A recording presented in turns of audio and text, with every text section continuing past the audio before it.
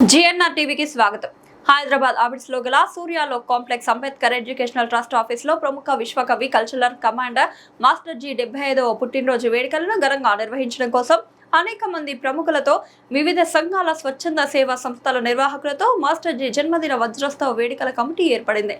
ఈ కమిటీ అధ్యక్షులుగా ప్రముఖ అంబేద్కర్ వాది డాక్టర్ జేబీ రాజు, వారితో పాటు TYR ఫౌండేషన్ అధ్యక్షులు తలకొక్కుల రాజు, నల్ల సూర్యప్రకాష్, నారగోని వెంకటయ్య, నల్ల సూర్యప్రకాష్, అవిలయ్య, గంగావతి వెంకయ్య, అడ్వకేట్ PV రమణ, బొల్లి ఆదం రాజ్, గంధం నాగరాజు, ఏడెల్లి సత్యనారాయణ బ్రదర్స్, బైరపోగు సాంబశివుడు, తాండూరు దేవేందర్, మహిళల నుండి అడ్వకేట్ పారిజాత, కందుల ధనలక్ష్మి, DSP శాంతితో పాటు విశ్వజన కళామండలి కేంద్ర రాష్ట్ర సభ్యులైన పోతరాజు, అమృత్ కుమార్, మేకల పోచయ్య, P జంగయ్య, ముదిరాజ్, గోవిందు నాగరాజు, తన్నీరు రమణయ్య, దాసరి యాదగిరి, బాలాజీ గైక్వాడ్, రాష్ట్ర అధ్యక్షుడు ఈ సమావేశానికి ఉచితంగా ఏర్పాటు చేసిన డాక్టర్ CH బాలకృష్ణ హాజరవగా దాదాపు 9 వివిధ కమిటీలు ఏర్పడడం జరిగింది. ఈ కమిటీకి మొత్తానికి ఈనుగాల భీమారావు గారిని ఎన్నుకున్నారు.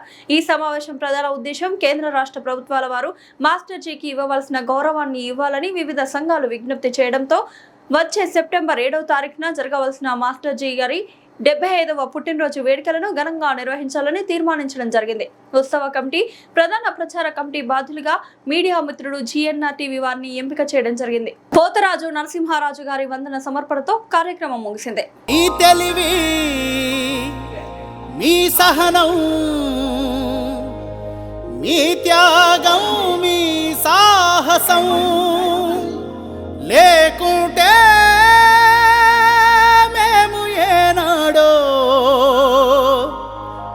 బుగ్గైపోతుంటిమో ఈ భరత భూమిలోనే మసి బొగ్గైపోతుంటిమో. ఏమిస్తే తీరునయ్యా నీ రుణము, మేము ఏం చేస్తే తీరునయ్యా నీ రుణము, మీ బొమ్మ పెడితే జై భీములు చాలామంది చాలా సూచనలు చేశారు. అందువల్ల ఆర్గనైజర్స్ పని తేలికైపోయిందని నేను అనుకుంటున్నాను. మళ్ళీ ఇంతమందికి ఫోన్లు చేసి ఈ విషయంలో మీ అభిప్రాయం ఏంటి, మీరు ఉంటారా ఉండరా, ఎట్లా చేయాలి, అది చాలా పెద్ద టాస్క్. అది మొత్తం ఆ టాస్క్ అంతా కూడా కంప్లీట్ అయిపోయిందని నేను అనుకుంటున్నాను. వచ్చిన వాళ్ళందరూ కూడా సిన్సియర్గా, ఆనెస్ట్గా ఆయన్ని రెస్పెక్ట్ ఇచ్చేవాళ్ళు, ఆయనకున్నటువంటి గొప్పతనం ఏదైతే ఉందో ఆ గొప్పతనాన్ని మనం ప్రపంచాన్ని చెప్పాలి. ప్రపంచం అంటే మన ప్రపంచం, ప్రజలకు చెప్పాలి. ఎందుకంటే కొంతమందికి రకరకాల అవకాశాలు వాళ్ళు కల్పించుకుని అన్ని అవార్డులు సంపాదించుకున్న వాళ్ళు మనం చూసాం. ఇక వాళ్ళు ఎందుకు వచ్చిందా, ఎట్లా వచ్చిందా దానికంటే మనకు ఒక ఎమినెంట్ పర్సన్, ఆయన చాలామంది పాడేవాళ్ళు ఉంటారు, రాసేవాళ్ళు ఉంటారు, కానీ ప్రజలలో బాబాసాహెబ్ అంబేద్కర్ యొక్క సిద్ధాంతాన్ని తీసుకుని, ఆయన త్యాగాన్ని దృష్టిలో పెట్టుకుని, ఆయన సాధించిన హక్కులను దృష్టిలో పెట్టుకుని ప్రజలలో చైతన్యం తీసుకురావడానికి ఆయన చేసినటువంటి రచనలు ఏదైతే ఉన్నాయో, ముఖ్యంగా పాటలు, అది ఈ ఉద్యమ నిర్మాణానికి ఎంతగానో దోహదం చేసి, ప్రధానంగా దోహదం చేసి అంటారు. మేమంతా కూడా ఇప్పుడు నాకు ఒక 55 సంవత్సరాల నుంచి బాగా తెలుసున్నాను. ఇక్కడ మేము ఆర్గనైజేషన్ 62లో స్టార్ట్ చేశాము, ఉద్యోగస్తుల సంఘం. ఆ తర్వాత యువజన సంఘాన్ని ప్రారంభించడం జరిగింది. ఈ లోపల ఏమైందంటే గద్దర్ గారు నాకు అనుకోకుండా నా దగ్గరికి రావడం, ఎలాగవుతాడే కోటీశ్వరుడు, ఆయన పెన్షన్ కూడా లేదు. 1500 మీ పెన్షన్, 1700 పెన్షన్ ఆయన నెలకి. ఎలా బతుకుతున్నాడో మనకే తెలియదు. కాబట్టి ఆయన కోటీశ్వరుని చేస్తే ఆ దాని మీద వచ్చే ఇంట్రెస్ట్ తోటి కనీసం కొంత ఒక వెహికల్ అన్నా ఉండాలి. వెహికల్ లేదు ఆయనకి. ఇంకా ఎండన స్కూటర్ మీదే తిరుగుతూ ఉంటాడు, బైక్ మీదే తిరుగుతూ ఉంటాడు. ఎట్లా తిరుగుతున్నాడో ఆ వయసులో నాకు అర్థమే కావడం లేదు. సో అందువల్ల గారు, అభినవ అంబేద్కర్ గారు, జేవి రాజు గారు, సూర్యప్రకాష్ గారు, నారాగౌని గారు, అలాగే చెప్పుకుంటా పోతా ఉంటే ఇక్కడ ఉన్నటువంటి వచ్చిన వాళ్ళందరూ కూడా ప్రముఖులే. దీంట్లో ఎవరిని తీసేయాల్సిందో లేకపోతే ఎక్కువ చేయాల్సిందో తక్కువ చేయాల్సిందో లేదు. ఇకపోతే సాంఘిక, రాజకీయ, తాత్విక, సాంస్కృతిక ఉద్యమాల లోపల బహుకాలంగా బహుజనాలతోని కలిసి పనిచేసి ఒక అద్వితీయమైనటువంటి సాహిత్యాన్ని సృష్టించిండు మాస్టర్జీ. దానికి సంబంధించి గత మీటింగ్లో కూడా అదే విషయాన్ని మాట్లాడినాం, ఇప్పుడు కూడా అదే మాట్లాడతాం. కాబట్టి వారి గురించి చెప్పాలంటే రోజుల తరబడి గంటల తరబడి ఉంటుంది. కాబట్టి ఇక్కడున్న సమస్య ఇప్పుడు ఏంటి అంటే ప్రోగ్రామ్ ఏంటి అని దాని గురించి మాట్లాడుతున్నాం. ఇక ఫస్ట్ దాని దగ్గరికి పోదాం. మనం ఏంటంటే ఈ విషయాలని లాస్ట్ టైం కూడా మాట్లాడినాం కదా, తిరిగి అదే విషయాలను తిరిగి మాట్లాడుతున్నాం. అవి కాకుండా అక్కడి నుంచి ఇక్కడ ముందుకు ఇంకేం పోయినాం, ఎంతవరకు పోయినాం, ఏం పోదాం, ఎట్లా పోదాం, దాంట్లోకి వెళ్దాం. ఇక ఒక్కొక్కరు చెప్పే బదులుగా దీన్ని ఒక గ్రూప్ డిస్కషన్ లేక చేసేసి రాయడం మొదలుపెట్టండి, పని చేయడం అనేది స్టార్ట్ చేయండి. లేకపోతే ఇది ఈ కామన్లో మళ్ళీ ఇంకో 20 మీటింగులు పెట్టినా ఇవే విషయాలు వస్తే తప్ప కొత్త విషయాలు అయితే రావు. కాబట్టి ఇక ముందు ఏం చేద్దాం, ఒకవేళ నిజంగానే కంటిన్యూగా తెలుసుకోవాలనుకుంటే స్కైప్ మీటింగ్ అన్నా ఎవరైనా అమృత్ గారు ప్రతిసారి చెప్తా ఉంటాను నేను, మన మీటింగ్లు ఎక్కడ పెట్టినా కానీ దానికి సంబంధించిన వీడియోలు, ఫోటోలు తీసేసి ఆ గ్రూప్లో ఉన్న వ్యక్తులతో సంబంధించో 50 మందితోనో 100 మందితోనో 500తోనో ఒక గ్రూప్ వాట్సాప్ క్రియేట్ చేసి దాంట్లో పెట్టగలిగితే 100 మందికి 1000 మందికి తెలుస్తూ ఉంటాయి. నేను 2 ఇయర్స్ నుంచి ఇదే చెప్తున్నా. ఒక్క మాట మాత్రం వినరు. ఏం చేస్తున్నారు, మన మీటింగ్లన్నీ కూడా ఏసీ గదులలో వద్దయ్యా, మనం ఎక్కడైనా బస్తీలలో పెట్టుకుందాం మహనీయుల జయంతులు అంటే అవి మాత్రం పెట్టారు. ప్రతి బస్తీ లోపల తిరిగినాం. కానీ ఆ బస్తీలో ఉన్నటువంటి 50 మందికే తెలిసింది కానీ 5000 మందికి తెలియలే. ఆ విషయాన్ని నేను ప్రతిసారి చెప్తానే ఉన్నా. ఏంటి, మీరు ఆల్రెడీ రాస్తూ ఉన్నారు, వచ్చిన వాళ్ళ పేర్లు రాస్తున్నారు, వాళ్ళ ఫోన్ నెంబర్లు దొరుకుతున్నాయి. నాకు ఇస్తేనన్నా మాకు స్టాఫ్ ఒక 500 మందితో. నేను ఎందుకు ఈ మాట అంటున్నానంటే మొన్న ఒక హుస్నాబాద్ దగ్గర ఒక కళాకారిణి చనిపోయింది. ఆమె అంగన్వాడీ టీచరు, తెలంగాణ జేఏసీలో మెంబర్. ఒక 450 మంది అందులో గ్రూప్ మెంబర్స్ ఉన్నారు. సరే, నన్ను ఎవరు యాడ్ చేసారో నాకు తెలియదు, కానీ నాకు ఆ పర్సన్ కూడా తెలియదు. అందులో ఒకరు 1000 రూపాయలు, 2000, 5000, ఒక 2 కంపెనీలు, ఒకరు 10,000, ఒకరు 11,000 వేసారు. అట్లా ఒక్కొక్కరు 500 కూడా వేసారు.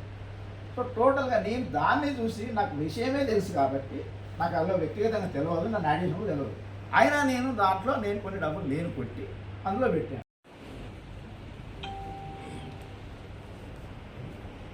ప్రధానమైన విషయం ఏంటంటే మాస్టర్జీ గారి జన్మదినోత్సవానికి ముఖ్యమంత్రిని పిలవాలి. ఇది ప్రధానమైనది. ఎందుకు పిలవాలి ముఖ్యమంత్రి గారికి? వీరికి అవార్డు రాలేదు. అవార్డు ద్వారా ₹1 కోటి ఒక ఇంటి స్థలం. ఇవి రావాలి అంటే ముఖ్యమంత్రి రావాలి. ఉప ముఖ్యమంత్రి అయినా లేదా ఇతర మంత్రులైనా వచ్చినా లాభం లేదు. కాబట్టి ముఖ్యమంత్రి రావాలి. ముఖ్యమంత్రిని రప్పించడానికి మార్గం ఏంది? ఇది ప్రధానమైన విషయం. నేనేమంటున్నంటే ముఖ్యమంత్రి రావటానికి మార్గం జేబీరాజు గారే చెప్పాలి. ఎట్లా ముఖ్యమంత్రి వస్తారు? నాకు ఇద్దే లేదు. నేనేంటంటే మంత్రులు, ముఖ్యమంత్రులు, ఎమ్మెల్యేల దగ్గరికి నేను పోయినటువంటి సంఘటన లేదు. ఫస్ట్ టైం మాస్టర్జీ కోసం ఆ దామోదర రాజనరసింహ దగ్గరికి పోయినా ఆ దామోదర మీ ఎంత మేము కూడా ఉంటాము. ఇప్పుడు కమిటీ ఉంది, ఆ కమిటీ మేము కూడా సేవ చేయడానికి మేము తయారుగా ఉన్నాం. అందరికీ నమస్కారం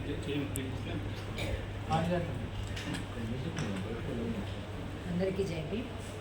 నా పేరు పారిజాత, హైకోర్టు అడ్వకేట్గా వర్క్ చేస్తున్నాను. మాస్టర్జీ అన్న అందుకోదండాలి బాబా అంబేద్కర్ నేను చాలాసార్లు పాడుకున్నాను, చాలాసార్లు విన్నాను, కానీ అన్న రాసినప్పుడు నాకు చాలా కాలం వరకు తెలియదు.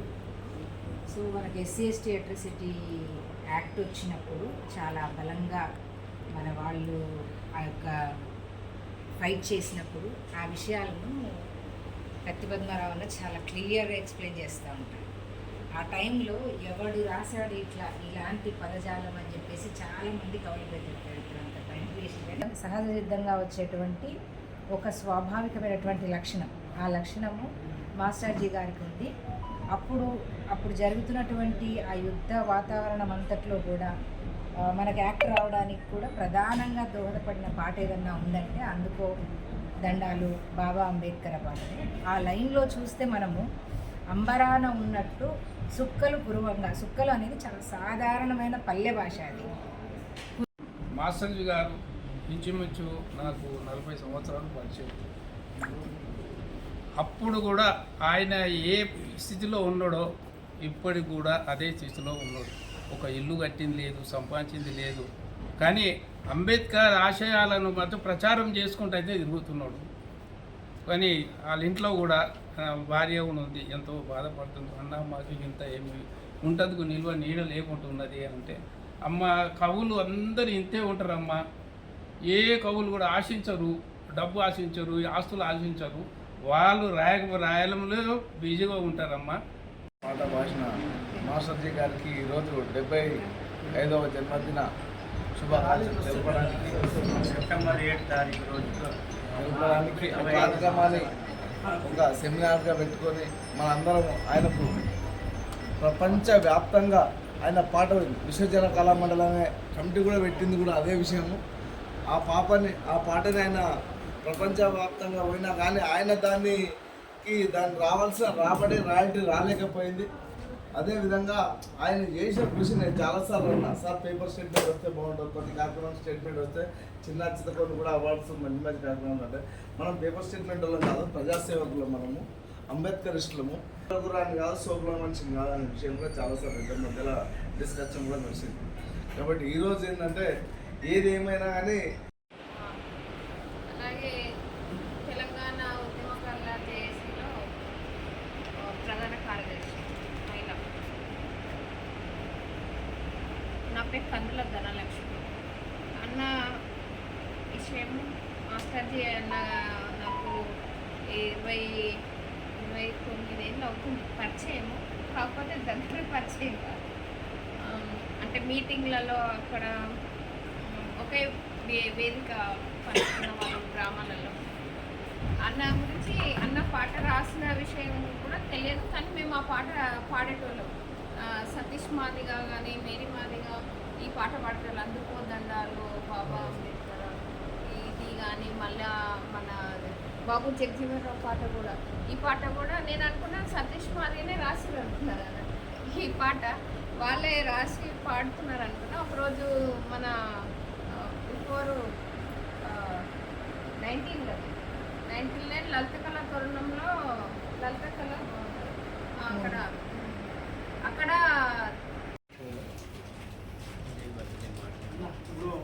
మా మాస్టర్జీ గారి 75 సంవత్సరాల జన్మదిన అంశాలను పురస్కరించుకొని, అలాగే ఆయన స్థాపించినటువంటి విశ్వజన కళల మండలి 50 సంవత్సరాల వేడుకలను జరిపే విషయం గురించి ఇక్కడ వచ్చిన బహుజనవాదులు, ఆలోచనకర్తలు అందరికీ జైభీములు తెలియజేస్తుంది. ముఖ్యంగా అన్నకు మాస్టర్స్ గారి లోపల ముఖం చూస్తేనే తెలుస్తుంది ఆయన మనసులో ఏదో బాధ ఉంది. ఎక్కడో లోపల గుండెకు తాకుతుంది కొద్దిగా బాధ తెలికినట్టు. ఒక్కొక్కసారి ఒక్కడున్నప్పుడు ఆ కంట్ల పొరల వరకు నీళ్ళు వస్తున్నాయని బయటికి రాకుండా తెలియకుండా ఉంది. వాళ్ళంతా ఒక గ్రూప్ అనమాట. ఆ గ్రూపులలో ఒక్కొక్కరిని పొగుడుకుంటారు. వాళ్ళు పొగుడుకొని వాళ్ళే నువ్వు నిన్ను మించిన సాహితీవేత్త లేడంటే ఒక ఆయన, నిన్ను మించినటువంటి మొత్తం కళాకారుడు లేడు, నిన్ను మించినటువంటి అసలు అంబేద్కర్ మీద నిన్ను మించినట్టు రాసినటువంటి వాళ్ళు లేరని పొగుడుకుంటారు. పొగుడుకొని వాళ్ళే ప్రమోట్ చేసుకుంటారు. కానీ మాస్టర్జీకి అలాంటి అవకాశము లేకుండా పోయిందేమో. ఈయన చేసిన దాన్ని కూడా చెప్పుకోలేని పరిస్థితి ఏమో. అసలు బహుజన్ సమాజ్ పార్టీ అడుగుపెట్టినప్పుడు ఈ రెండు తెలుగు ప్రాంతాల్లో అసలు ఒక మహా ఉద్యమం కాదు అది. ఏది ఆ ఉద్యమంలో మేమందరం నల్లా సూర్యప్రకాష్ మేమందరం కూడా కరపత్రాలు పోస్టర్లు పట్టుకొని బీఎస్పీని ఏ విధంగా గ్రామానికి తీసుకొని పోవటానికి పనిచేసినామో ఆయన మా వెంట పార్టీ వెంట కాంశీరామ్ గారెమ్మటి మొత్తం తిరిగి అక్షర జ్ఞానం పాటలు అంటే ఏంది, పూలే అంటే ఎవరు, అంబేద్కర్ అంటే ఎవరు, ఈ రాష్ట్రాన్ని ఎట్లా విముక్తి చేయాలి, ఎవరు పరిపాలిస్తున్నారు, ఆ రెండు వర్గాలు, ఆ రెండు కులాలు, బహుజనులమంతా రాజకీయ బానిసలం, ఈ భాష అంతా పాటలలో ఇముడ్చి దాన్ని పొందుపరిచి ఆ పదాలను మొత్తం తీసుకొచ్చి దానికి రంగరించి ప్రజలకు అర్ధరాత్రి వరకు గ్రామాలకు పోతే అంబేద్కర్ విగ్రహావిష్కరణలకు పోతే నాకు తెలిసి తెల్లారగట్ల వరకు 3-4 గంటల వరకు ఏకదాటిగా సాహితీ కార్యక్రమాలు నిర్వహిస్తే అసలు ప్రజలలో ఎంత బలమైనటువంటి సాహిత్యం వెళ్ళిపోయింది. అంతకుముందు వీళ్ళ పేర్లు తెలుసా, ఈ బహుజన సాహిత్యం గురించి తెలుసా, 85% ప్రజలు అనేది తెలుసా? అసలు అటువంటి ఉన్నదే ఒకడు బహుజన దృక్పథం కలిగినటువంటి సాహిత్య కళాకారులలో ఆ విధంగా ఇటు బీసీ ఉద్యమంలో, కొండ లక్ష్మణబాబు ఉద్యమంలో, ఇటు బహుజన ఉద్యమంలో సవ్యచాచిలాగా పోరాటం చేసిన వ్యక్తికి అది ప్రమోట్ చేసుకోకపోవటం వల్ల, తనకు తాను చెప్పుకోకపోవటం వల్ల మాదిగలల్లో కూడా నేను అనుకుంటాను ఒక కులం వాళ్ళు తన కులంలో మామూలు కళాకారుని కూడా ఎంత ప్రమోట్ చేసుకున్నారు. అగ్ర కులాల చుట్టూ తిరిగి భజన చేసి వచ్చినటువంటి వాళ్ళని కూడా ఆ కులస్తులు ఎంత ప్రమోట్ చేసుకున్న వాళ్ళని చూశాను. కానీ మాదిగలలో ఆ వెనుకబాటు తన ముందేమో అని అనిపించింది. మాసర్జీ లాంటి వ్యక్తి అసలు ఇంత మంచి పాటలు రాసి ఇంతగా సాహిత్యం రాస్తే మాదిగలలో ఉన్నటువంటి ప్రజలు దాన్ని పెద్ద ఎత్తున ప్రచారం చేసుకోవడంలో ఇంత పెద్ద నాయకుడు, ఇంత గొప్ప వ్యక్తి అని చెప్పుకోవడంలో ఒక రకంగా వెనుకబడిపోయారేమోనని అనిపిస్తుంది నాకు. ఎందుకనంటే తెలుగుల వర్గాలే ఆ విధంగా చేసుకునే అవకాశాలు ఉంటాయేమో. ఆయన ప్రజలలో మన వర్గాల్లో ఆయన రాసిన అయితే ఒక ప్రయత్నం పెడదాం. ఆయన సెప్టెంబర్ 7వ తారీఖు లోపలనే ఇలాంటి ప్లేసులలో ఈయన గురించి తెలిసిన వాళ్ళు ఒక 20-25 మందిని మేమే చెప్తాము. ఈయన మొదటి నుంచి ఈ విధంగా ఉద్యమం చేసిండు, ఇన్ని పాటలు రాసిండు, ఇన్ని నేర్పిండు అని చేస్తే ఆ యూట్యూబ్ ఛానల్ మొత్తం అవి తీపియాలి. తీపించి ఈ యూట్యూబ్ ఛానల్ వదిలిపెట్టేద్దాం. ఈయన ఎంత గొప్ప కళాకారుడో మిగతా వాళ్ళతో పోలిస్తే మిగతా వాళ్ళు చేయని పనులు కూడా ఈయన ఏ విధంగా చేసిండో అనేది మనం ప్రజలకు అసలు తెలియజెప్పగలిగితే ఒక వర్క్ షాప్ ద్వారా మొత్తం ఏంటంటే ఎక్కడికక్కడ మనము ప్రజలకు తెలియజేసినట్లయితే ఖచ్చితంగా ఏంటిది అని అంటే మార్పు రావడానికి అవకాశం ఉంది. నేను అనుకునేది ఏంటిది అని అంటే ఖచ్చితంగా ఈ మాస్టర్జీ గారికి ఒక వర్క్ షాప్ ద్వారా అందరూ 20 మంది 50 మంది ప్రముఖులు ఉన్నారు, అందరూ మాట్లాడతారు ఈయన గురించి. మాట్లాడినప్పుడు మొత్తం యూట్యూబ్ ఛానల్స్ ద్వారా వెళ్ళిపోతుంది మొత్తం.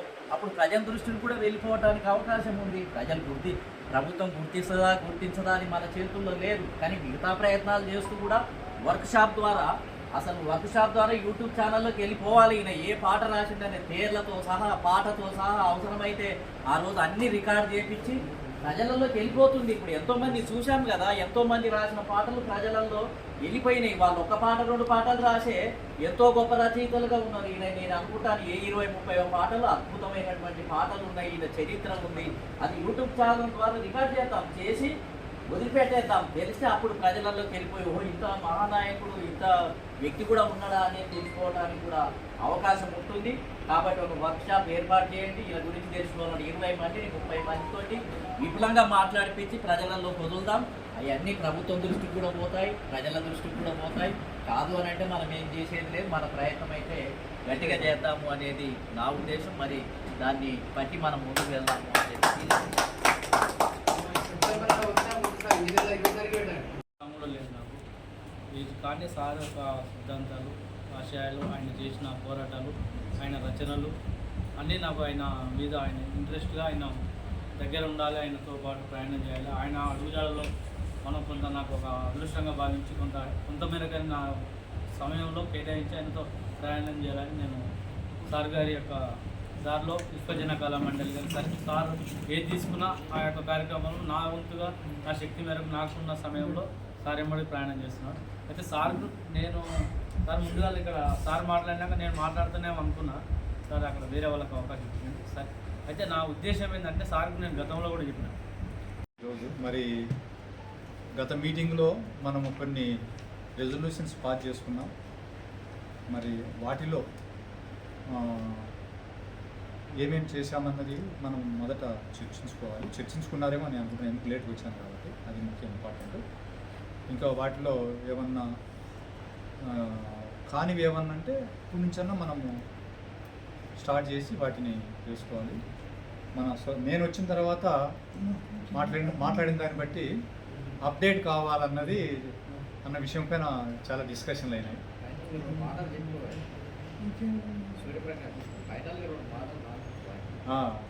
అప్డేట్ మొదట అప్డేట్ అంటేనే మొదట తెలిసేది కాదు కాబట్టి మనం అప్డేట్ కావాలి.